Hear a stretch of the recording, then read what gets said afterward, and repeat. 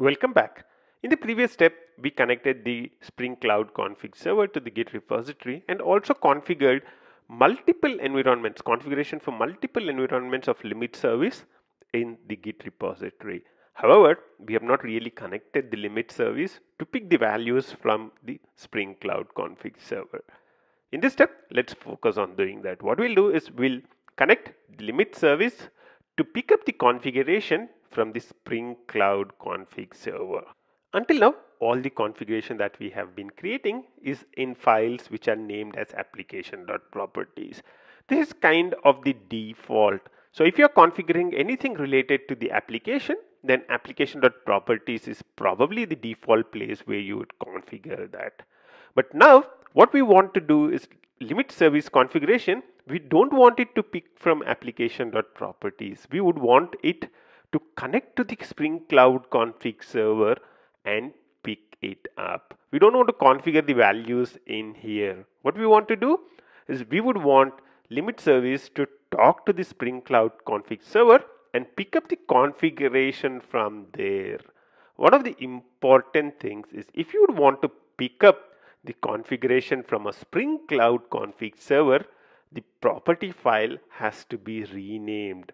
I should not use the name application.properties, but I would start calling this bootstrap.properties. So instead of application.properties, the name is bootstrap.properties. So let's rename this to bootstrap.properties. The other important thing is we don't really want to configure values in here because all the configuration of the values should happen on the Spring Cloud config server. Typically, the things which would be present in Bootstrap properties are configuration of what is the name of the application.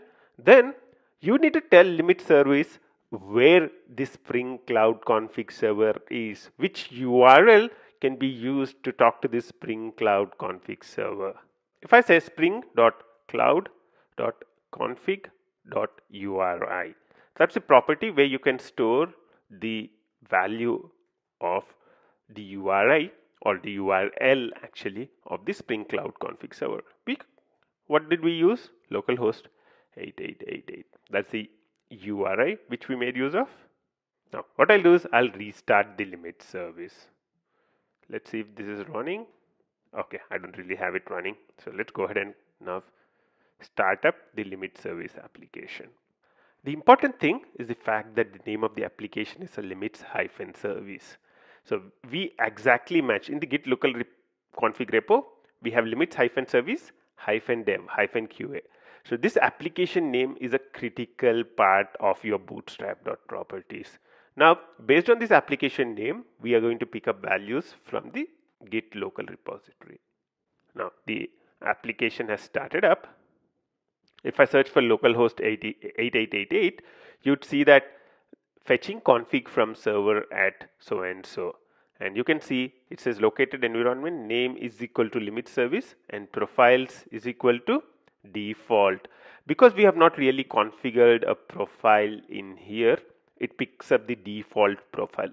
Later we'll see how you can configure a profile and pick up the configuration for that specific environment. But for now, let's use the default profile. So we are using the default profile and we are picking up the values from the default profile. So I would recommend you to spend some time looking at the log and seeing how the localhost 8888 is being used to pick up the values from the Spring Cloud config server. If you execute the URL localhost 8080/limits, you would see maximum is 888, minimum is 8. Where did we configure that?